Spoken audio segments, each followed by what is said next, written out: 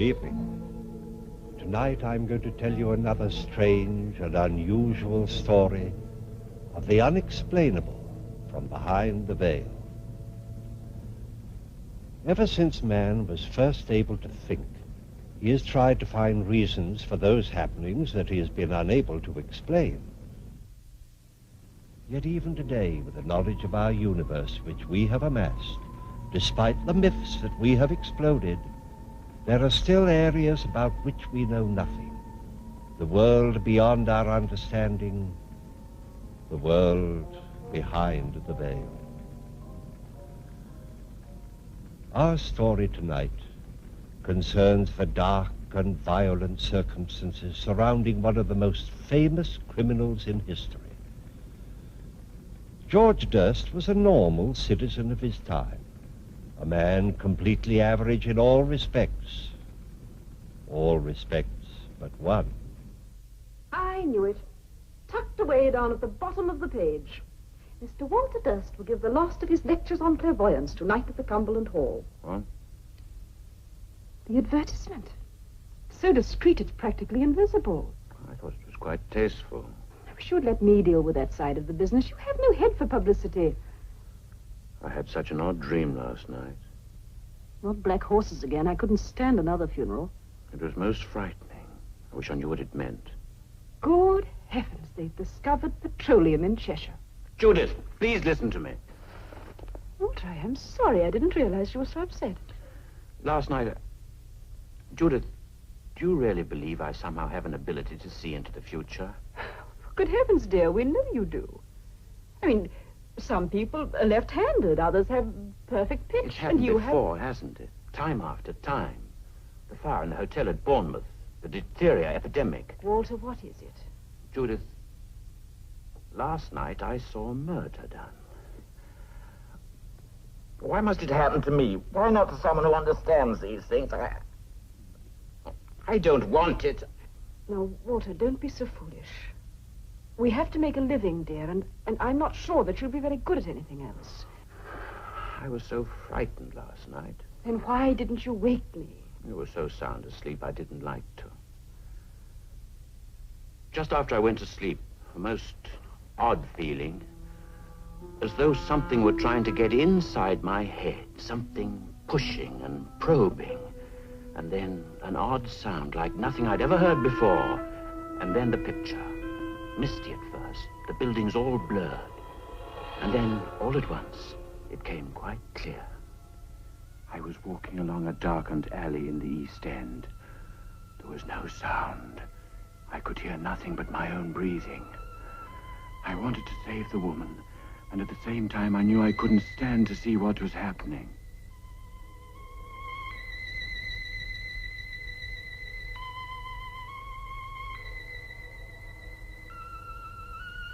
Suddenly I found myself outside some horrible drinking house.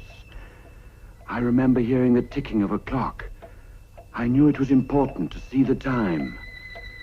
My body floated as though it were no more than mist, and the light at the corner of the lane seemed to draw me to it. I felt as if something were guiding me, begging me to look up at the street sign. Bucks Row. I saw it quite clearly, and yet I'd never even heard of the place before. I wish I knew what it all meant. Darling, why should it mean anything? It's probably just an ordinary old nightmare after all that lobster you had last night. No, there was such purpose to it, almost as though I'd been made to see it for some reason. In the early hours of this morning, Timothy Durrant, a cart driver, was returning to his lodgings in Whitechapel when he saw what he thought was a tarpaulin lying in the gutter. Crossed the road for a closer look, only to discover that it was a woman lying there. A lighted match revealed that her throat had been cut. The body has been identified as that of Mary Nichols, 42, a woman of unfortunate reputation, who had last been seen alive but very drunk just before 2:30. The police surgeon has stated that in addition to the throat wounds which caused death, the body had been almost completely... Does it say where it happened? Yes. The body was found in Bucks Row. The doctor also stated that, in his opinion, the crime had been committed by somebody with considerable knowledge of surgery. Yes, the surgeon's knife, the scalpel. And moreover, it was the same person who brutally murdered Martha Turner 3 weeks ago on the night of August the 7th. An inquest is being held. All the details. Walter, you've got to go to the police. The police? There can't be any motive for killing these terrible women, so the man is probably mad. Don't you see there may be more murders? And more dreams. Walter, think what it would mean if you could go to the police and tell them exactly when and where the next killing would be. No, I won't have any part of it. It's nothing to do with me. Walter, that is a disgraceful attitude. The seeing of justice done isn't merely the business of the police. It's the responsibility of every member of the community. Why, it might mean the saving of countless young lives. Oh, they were hardly young. Walter, it is your duty to go to the police. All right. I suppose you're right. As usual. And, darling, think of the publicity.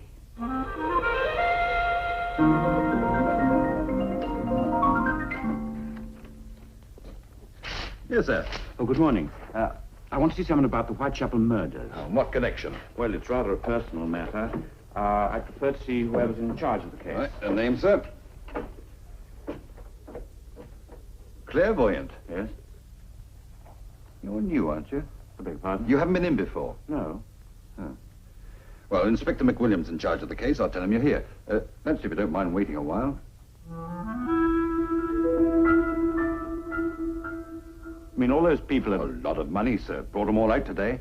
Gypsy Jim, One-Arm Nell, and the old lady with the crystal ball. She can tell us the identity of Jack the Ripper for a mere £50. Jack the Ripper? Well, that's what the newspapers have tagged him. Oh, we have them all, sir, especially on a case like this. But, Constable, I assure you I didn't come here because of any reward.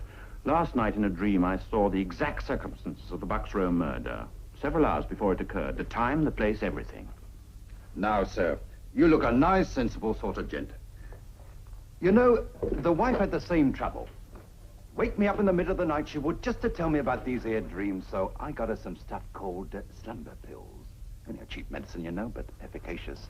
Very efficacious. Never had any more trouble with her since. Thank you, Constable. I assure you'll have no more trouble with me either. Good morning. Emily, don't lag behind. I wish to see someone about Jack the Ripper. My little girl has some information I know will prove invaluable. Have a seat, It Mama. happened yesterday afternoon during my usual Tuesday sales.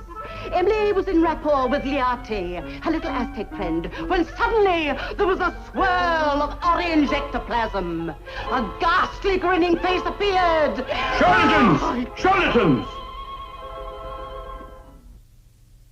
The city of millions, once teeming with life after dark, now becomes silent and deserted with the setting of the sun. Children are off the streets with the beginning of nightfall. Women go nowhere unless accompanied by their men. Doors are locked, windows boarded up. London becomes a city of panicking individuals, no man trusting his neighbor or friend. Newspapers demand in their boldest type the apprehension of this mad killer.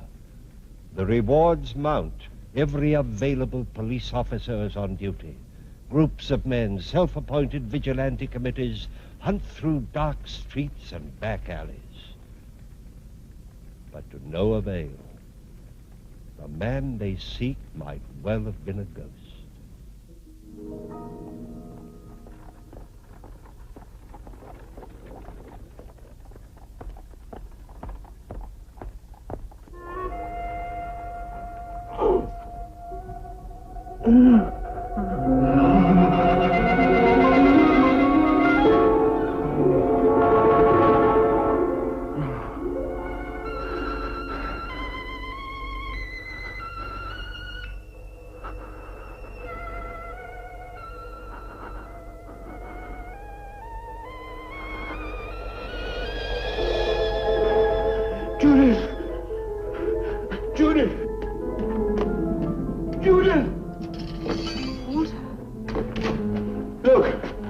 Look at my hand. Look. It happened again. Quite suddenly. I saw the body. He'd cut an ear off. It was lying in the gutter. I picked it up. You see, the blood's still on my hand. Walt. No, I won't wipe it off. They can see it at Scotland Yard. It's a manifestation. They'll have to believe me. Walter, it's your blood. You must have What? dug your nails into the palm. No. I saw it, though. There was a red flower in her dress. And she had a bunch of grapes, and she was still clutching the bunch of grapes. My dear, you must eat something before you go. Go? Where? Oh, no, not the police. They'd only laugh at me again. Then we'll have our dinner and they can laugh at both of us if they want to. I'm coming with you this time.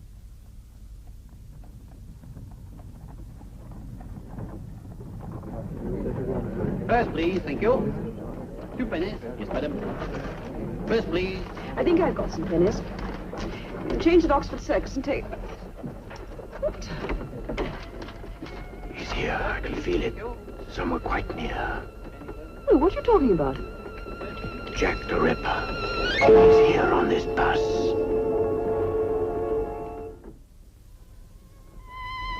Jack the Ripper. He's here on this bus. Where? I don't know. But I can feel the vibrations. It's the same man, the man in the dream. Regent's Park. Walter, are you certain? Of course. Then we must do something. Try to find him. It's vanishing. It's fading away. Regent's Park. Walter, quickly. What intrusion?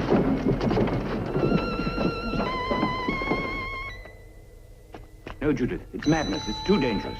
There, going into the park.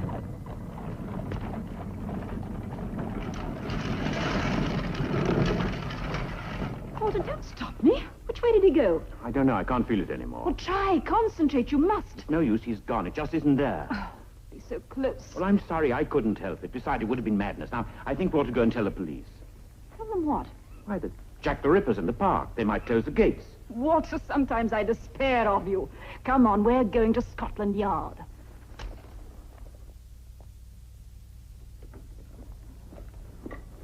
Oh, I didn't expect to see you here again, sir. I want to see Inspector McWilliam, isn't it? He's busy. We're trying to find someone called Jack the Ripper. Perhaps you've read about it. The constable. Walter, let me.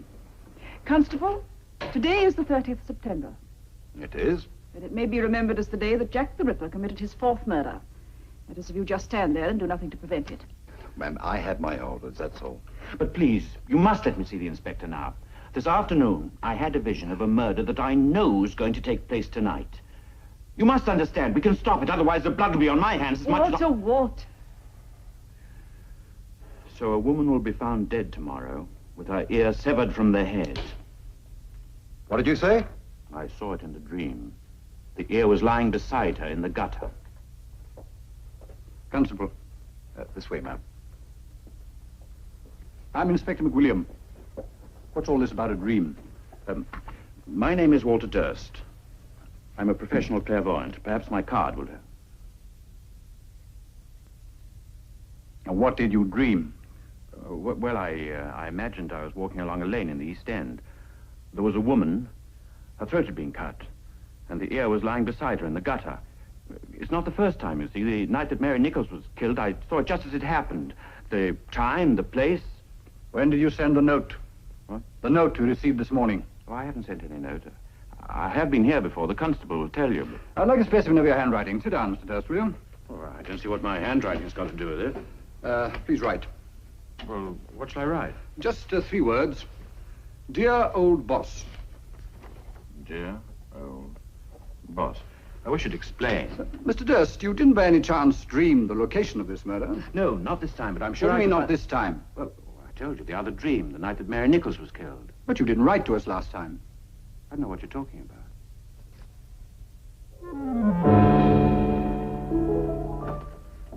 Then you must believe me, Inspector. I told you that I saw it. No one knew of this letter except the men in my office and the man who wrote the letter. Did you write this letter? No, I didn't write it. I didn't. Judith! Judith! You will be kept in custody until we can make further investigations in the morning. Please let me go. Don't you see what you're doing? That's enough. Come on. But the woman, I saw what he did to her. You couldn't tell it was a human face. You could save her. Perhaps I have. Please. Please let me help you.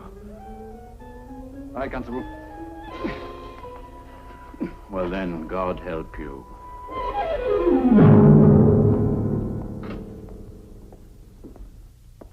What time is it? Are you still awake? The time, please. They took my watch away. Oh, I don't know. It's a bit after 1. You'd better get some shut-eye. Not this night. Tell Inspector McWilliam to have a good night's rest. Tomorrow he may not sleep quite so easily. All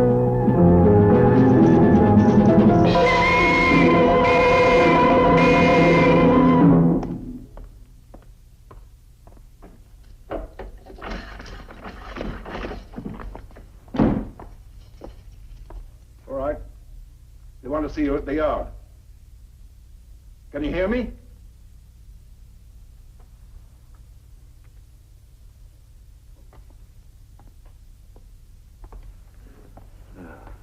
God forgive them.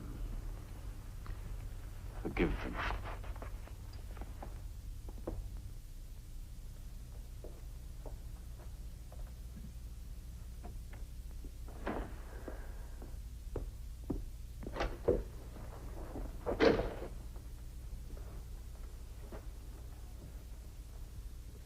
So it happened.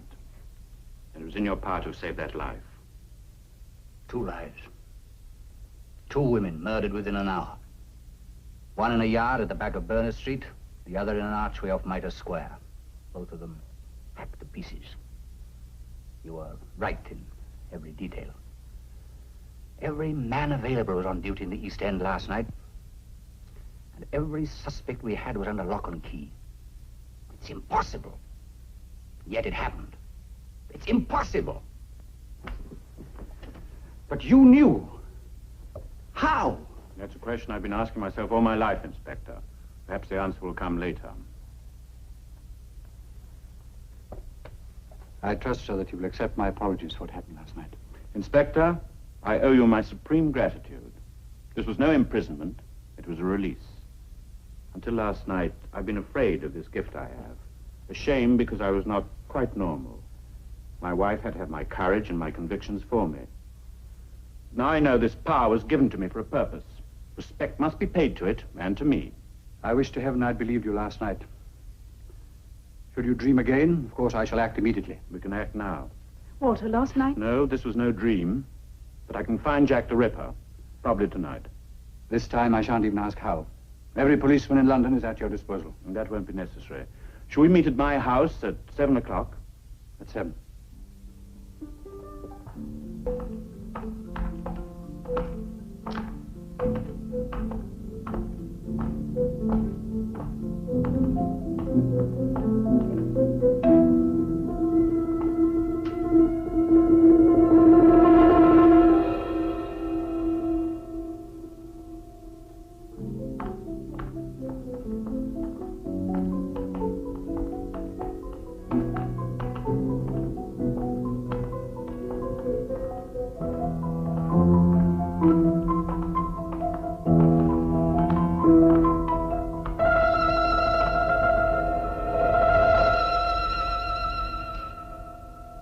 This is where the Ripper lives.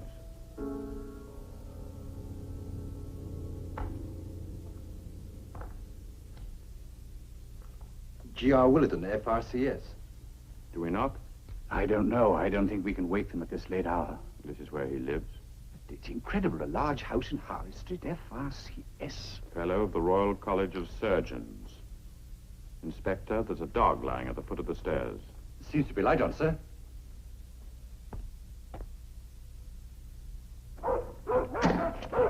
Hagen. Hagen, be quiet. Stop barking. Yes? What is it? We're from Scotland Yard. I'd like to speak to Mr. Willardon. Who is it? Mrs. Willardon? Yes? I'm Chief Inspector McWilliam, Mr. Durst. I'm sorry to disturb you so late, but we should like to ask you a few questions. I must ask you to leave. It is very late. Mrs. Willardon, this concerns the Whitechapel murders. It would be very easy for me to get a search warrant. The police? Mr. Willardon? No. My name is Hatherley. I'm Mrs. Willardon's doctor. May I ask the reason for this visit? I would like to see Mr. Willardon. That's impossible. Will you come into the library, gentlemen?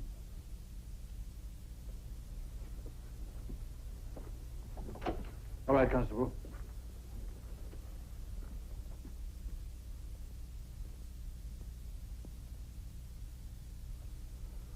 The funeral is tomorrow.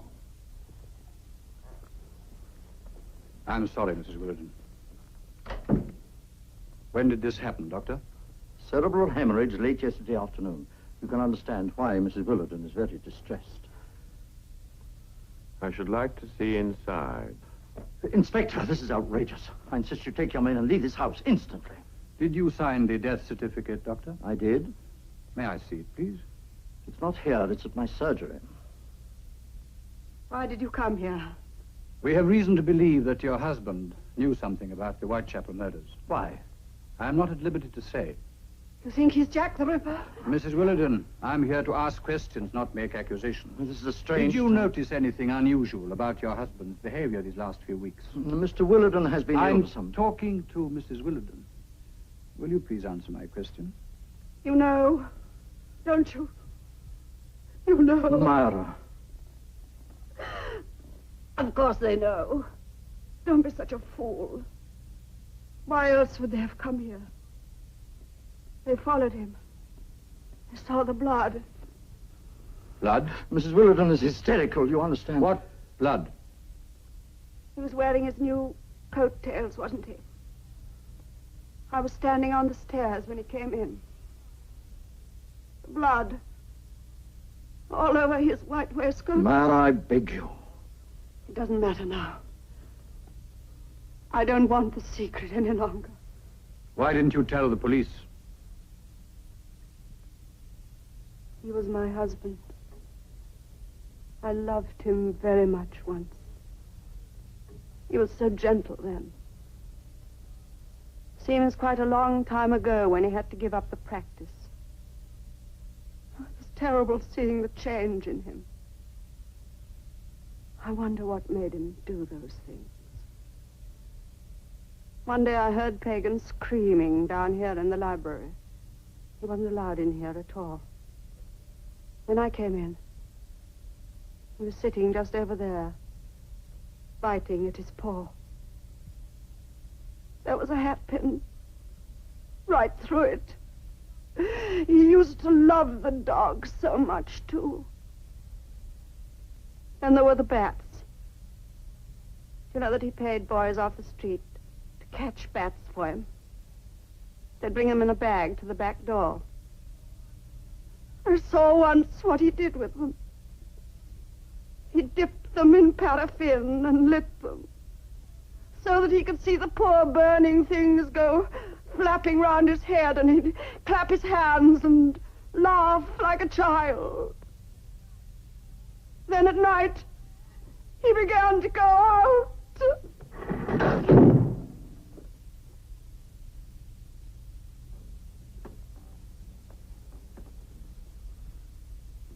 So, the funeral is tomorrow? Yes, to all intents and purposes. The obituary notice has appeared in the Times, and a few relatives have been invited to a simple service in the morning. Where is he, Doctor?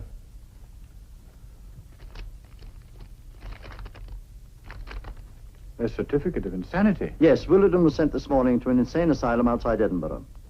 May I keep this? You will find it registered and in order. You realize what this means? Yes, of course. Yes, once certified and committed to an institution, a person is beyond the jurisdiction of the courts. Not even the law can touch Willardon now. Well, there's nothing more we can do. No, it's better. We should never know. And now, if you'll excuse us, Inspector, it has been an agonizing ordeal for Mrs. Willardon, and she has to rise early in the morning for the funeral. Inspector, is it a terrible thing to hope there will be more murders in Whitechapel? Dr. Willardon was beyond the reach of English law. His guilt or innocence could never be proved. But strangely enough, the slaughter in Whitechapel ended that night. Jack the Ripper never claimed another victim. But what of Walter Durst? How does one explain his gift of precognition, his ability to foretell the future? How could he foresee in such detail the victims and the circumstances surrounding their deaths? He'd never seen any of the women involved. He'd never even been to the places where they met their death. And most of all, how was he able to lead the police to a man he did not even know existed? There is no explanation known to us, but this we do know. On that night, over 70 years ago, ended a reign of terror unlike any known before or since. Please join me again for another journey into the world of the unexplainable which lies behind the veil. Good night.